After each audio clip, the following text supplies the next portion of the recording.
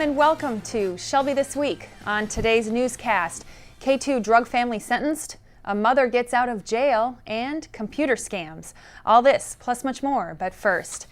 Two members of the Dabish family were sentenced to 18 months probation recently. Audric Dabish, age 19, and Dedrick Dabish, age 18, are the youngest of a family of 6 accused of selling synthetic marijuana and K2 spice from a gas station on 21 in Van Dyke and the Woodstock Tobacco Shop nearby. Their stores were raided on October 31st, 2012 by Shelby Township and Macomb County Police. The two Dabishes were sentenced under special youth status. Both teens pleaded guilty to delivery or manufacture of a non-narcotic drug, marijuana, possession, and resisting police. What happened to the rest of the Dabish family? One is serving a prison sentence, and 3 more are going through preliminary examination. Macomb County is one of the first states to ban the K2 spice drug. A mother will be out of jail after being behind bars for almost 8 months. 21-year-old Adriana Rhodes appeared in front of Circuit Court Judge Jennifer Fonce, who granted the Shelby Township resident a lower bond from $500,000 to $50,000, or 10%. The request was made from Rhodes' new legal counsel. The judge also instructed that Rhodes wear an electronic tether and remain under house arrest. This all stems from a horrible incident that happened on September 3rd. Rhodes' 2-year-old son, James Nelson, died from heat stroke after being left in Adriana's vehicle for over 8 hours. It happened at their home in DeQuinder Estates in Shelby Township. Rhodes pleaded not guilty to second-degree murder and leaving a child in a vehicle resulting in death. The next court date, July 2nd. A Walker hearing will be held to determine if previous statements made by Rhodes to the police were voluntary. Rhodes will be let out in the next day or two. Still, no one has admitted to placing James in his car seat. We are exposing hackers. Stealing people's personal information is a malicious crime, and it affects local residents every day.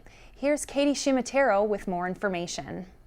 In recent months, cyber attacks and data breaches have been on the rise. But just how easy is it for a hacker to steal your private information? And how can you better protect yourself against fraudulent activity? The Heartbleed bug, the Target data breach, and the Internet Explorer exploit are just a few of the security breaches that have made headlines over the past several months. Stephen Legg, an information security officer for a large Midwest data center, says it's important to understand these attacks on public-facing corporations, where not only credit card information is stolen, but Google accounts, LinkedIn and Facebook profiles, and many other personal sites are tapped into. The reason those are concerns for people out in the world, that just have Facebook, that just have Twitter, have their banking online, manage their credit cards and things, is because the security posture of those companies directly affects the security of their users and the data that they collect to do whatever functions that site does for them. For a bank, obviously it's their funds, but it's also their social security number, it's their name and address. All of those things are valuable and sold on the black market. But exactly how do hackers get a hold of your personal information? They create software that does a lot of the work for them. That's where you see viruses. That's where you see malware, things that infect your computer. You might see pop-ups. You might think of them as an annoyance or an inconvenience. But the real risk there is that those programs very often are designed to gather specific information and send it back to a home base where they aggregate and then collectively exploit or sell that information. And in a lucrative business such as the black market, your stolen credit card information, depending on your age and your credit score, can be sold dozens of times over, anywhere from $100 to thousands of dollars. So it's important to be aware of what companies are doing to protect your privacy. Companies' security posture really is a representation of how they care for their customers or their clients. And so what people should be asking themselves is, how is my data being used? How's it being protected? Who's getting it? Where are they sending it to? For a home user, understanding those things and knowing, okay, well, I like this free service. This free service is cool. Why is it free? How is it free? What is the cost of using that service really to me? Beware of pop-up advertisements and slow-running programs. This may be a sign that your computer has been infected by a hacker. But Stephen Legg explains that better protection against fraud can be as simple as purchasing antivirus software. Apply your Windows updates, apply your updates from Apple. Make sure that you're getting the newest versions of those things when you can. Make sure you have an antivirus software that stays up to date. You'd make sure you do regular scans. If you need to store credit card information, social security number, any kind of financial information, don't do it on your computer directly. Have that on some kind of an external storage media, have it encrypted, have it under lock and key physically. But remember that while these measures are very effective, they do not guarantee 100% protection against fraud. So you should maintain awareness of your credit scores and always check your credit card statements before making any payments. For Shelby This Week, I'm Katie Shimatero. That's some good information, Katie. Another warning about scams. There's a phone scam going around right now. The Michigan Department of Licensing says scammers call your phone, demand people pay energy bills using prepaid credit cards. Don't ever give out personal information over the phone or internet or anyone else you don't know. If you get a call like this, hang up and call the customer service number on your utility bill. Up next, pensions, a new water feature, and Relay for Life. Stay tuned. There's a place not so far away, a place where you don't have to keep the volume down.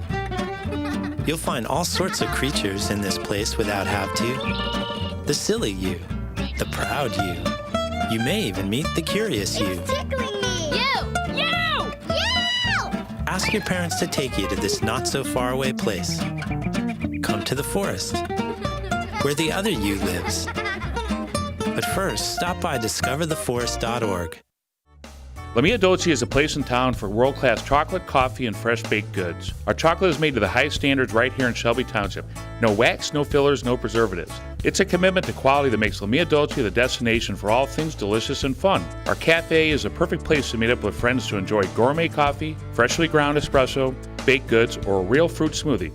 Here's something new. Try our bubble tea. Lamia Dolce is located on the northwest corner of 25 Mile and Shelby Road. Come to Lamia Dolce for the premium chocolate, coffee bar, and more.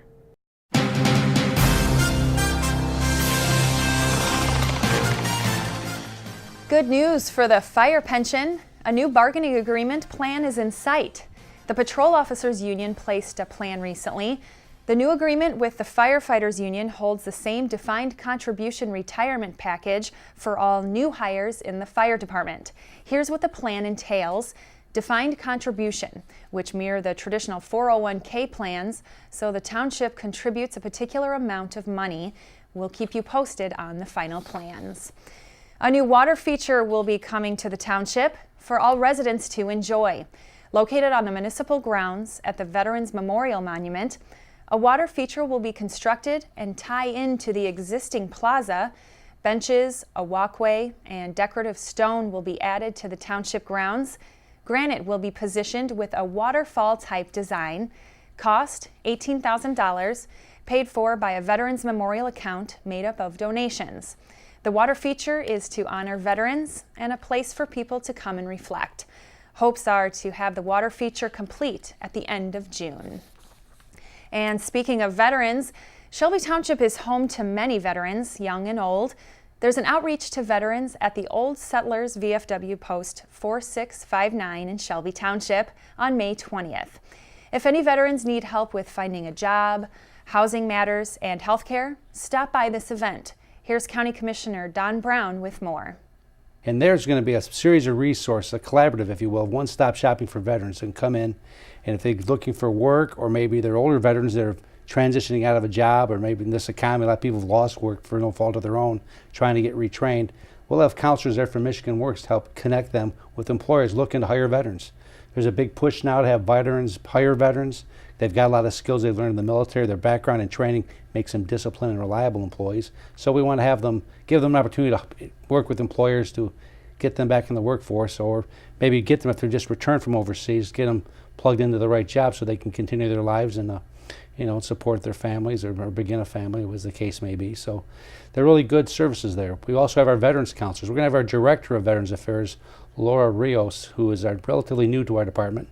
And she's going to be there to answer questions about questions maybe you have with a case with the VA, or maybe you're an older veteran that maybe suffered some medical issues as a result of your service, and you want to just check it out and find out if there's anything they could do for you. Again, the event is on May 20th from 4 till 7 p.m. at the Old Settlers VFW Post 4659, address 8311 Wilson Drive, Shelby Township. Veterans, take advantage of this event. Bring your DD 214 with you to this event. The Shelby Township Lions Club presented their annual wine tasting event recently at the Palazzo Grande, where over 750 people attended the wonderful soiree. There was live music, an appetizer buffet, chocolates, a genuine lounge cigar tent outdoors, and, of course, there was wine. This event helps raise money for the Lions Club. Proceeds go towards events that help out local charities and people in and around Shelby Township. The event was a tremendous success where guests enjoyed a sampling of exceptional wines. A legal argument between two Shelby Township dress shops has been going on. Pierres Bridal has an order to refrain from promoting any prom or homecoming dresses. This judge's order stems from a 2012 sentence when Joni sued Pierres, which prevented any other store from advertising prom and homecoming dresses in the Roseland Shopping Center, located near 22 Mile and Hayes Road. Judge William Hackle ordered the store to sell bridal-type only dresses. Recently, Pierres has been accused of wiggling out of the order by changing wording on the store's website from prom to special occasion dresses. Back in 2008, Joni's acquired an old store, Laura's World Fashion. They only sold bridal dresses. We'll see what the judge's ultimate decision is and if they say yes to the dress. We have a road construction update for commuters in Shelby Township. 25 Mile Road from Mound to Van Dyke will be totally reconstructed, including new curbs, gutters, sidewalks, ramps, and drainage.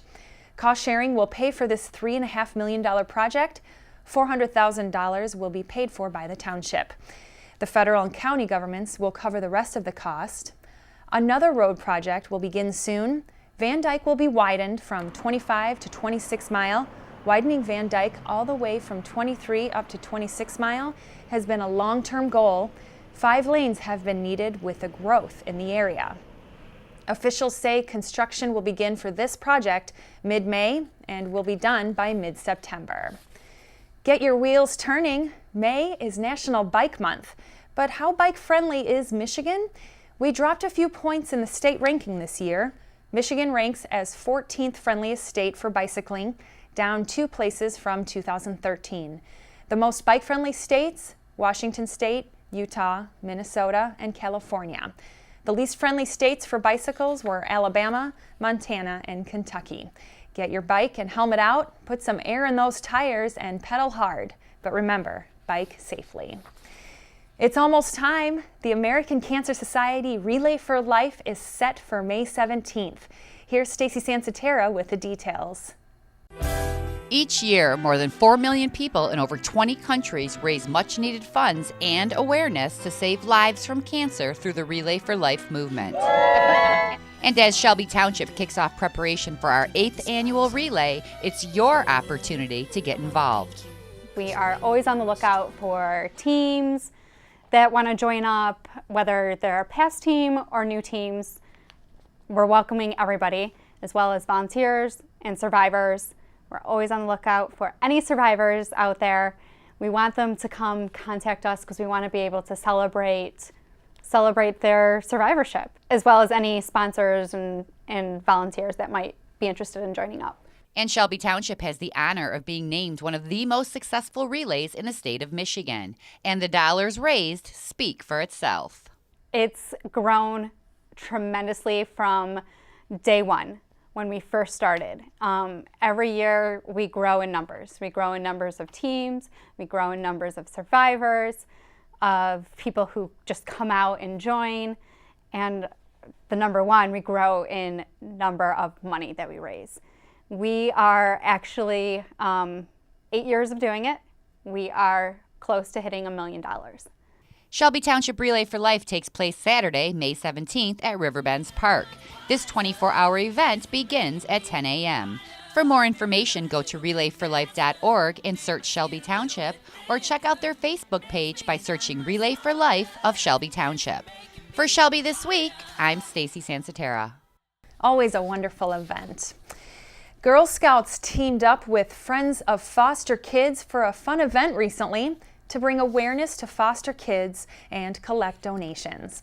It was held at Riverbends Park. The community donated toothbrushes, hoodies, clothing, all while having fun at the same time. A carnival was set up to bring the community out. 150 people ran a 5K race. We had a community event increasing awareness for the foster children, and we had a run in the morning, and we were having people bring donations for them for birthdays, Christmas, and all the essentials that they need. We noticed how bad of conditions people get in the shelters because there are over 800 kids in Macomb alone just in shelters who don't have anything, and we're basically spoiled compared to them. Businesses came out to help foster kids too. Everyone enjoyed carnival games, photos with a princess, self-defense safety tips. Shelby Township firefighters came out for the event. The heroes helped dress up kids in all their fire gear. Looks like they raised a lot of money for this group. Great work to the Girl Scouts. A unique fair happened at Morgan Elementary School. Students hosted a job fair from the Colonial Times. Sarah Shunk tells us about this unique learning experience. At some point in our lives, we end up at a job fair. But you've never been to a job fair like the one held at Morgan Elementary. These fifth graders took a step back to colonial times and educated guests about life when the United States was being formed. Kids were able to pick jobs according to their interests. How people did in colonial times, like certain jobs, like there's so many different jobs out there, and I just happened to do this, which is basically a news reporter. The purpose is for them to see some of the jobs in colonial times, to see the importance that the colonists need England to export them goods, and that they export a lot of goods to England. And then they find out what all the steps are that they would need to produce that product. It's not just about importing and exporting, but appreciating the time that it takes to complete a job. Learned that they take very dedicated working to doing their work. Example, I actually made this with my mom, and it took us more than a week to make it. Although it's a history lesson, the project teaches kids what was important back then is relevant today. No matter what time period you live in, working hard is important, valuing what you do, and the importance of your community. For Shelby This Week, I'm Sarah Shunk. All those kids did a great job dressing up in character. Eisenhower High School students have something to sing about. 61 choir students attended a Disney festival in Florida. All 3 Ike choirs earned top honors and the Gold Mickey Award. They beat out 15 other U.S. choirs for the award and received superior ratings for their choral music. They sang a variety of different songs, including Swing Low, Sweet Chariot, and Deep River. If you'd like to hear these talented choirs perform, their spring concert will be on May 19th and 20th at 7 p.m. at Eisenhower High School. Coming up, Derby Girls in Shelby Township.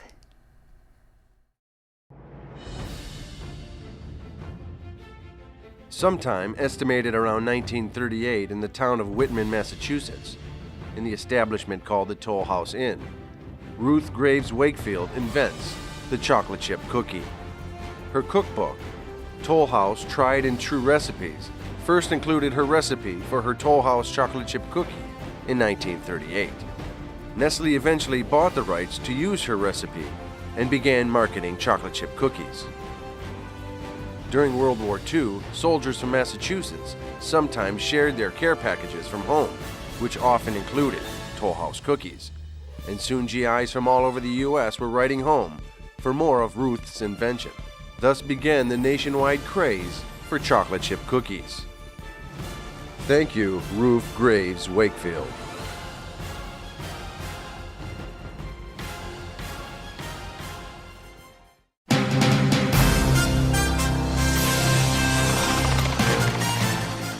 Roller derby is roller skating on steroids. The sport has evolved over the years and has now become quite popular in the area.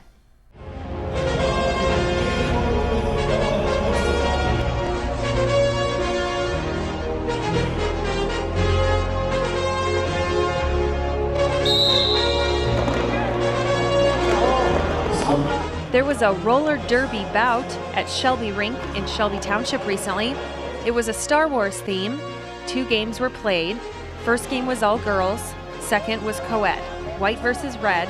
Co-owner Adrian of Shelby Township's very own East Side Derby team tells us more. The way that a roller derby game is run is that it's 2 teams, and it's pretty much done by scoring. Whoever has the most points at the end wins. Obviously, it's a very basic version. There's lots more that happens in between that. But there's up to 5 girls from each team on the floor at once, well, obviously except for the co-ed. But during the girls' bout, it'll be 5 at a time on the floor. And then the girls, they have a star helmet cover. They're the ones that score the points. So the first time they come through, they're just deciding what they have, the lead and not lead. The lead jammer, whoever comes through, and then when they come back a second time, for each person that they pass from the opposite team, they get a point for. So basically, your people are your point scorers, and your people are also who you score the points on. So it's kind of a race, so to speak, of how many times you can get around, how many people you can pass in a certain amount of time. Of course, there's penalties and lots of strategy and all kinds of rules. And people from all over Michigan, Ohio, Pennsylvania, even Canada took part in this game. Unlike other sports, derby participants are unpaid. The love of the game is their reward. This is a full contact sport, but no elbows are thrown.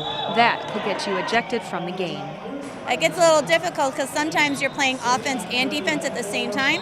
If you're trying to block the opposing team but get your team through, it's kind of have to make a decision of, oh, should I be offense, should I be defense, back and forth. So it gets a lot going on. Every league is different. Skaters tend to wear uniforms that give their team a distinct identity. They adopt a persona, a skate name. Motor City Kitty says the team members like to paint their faces.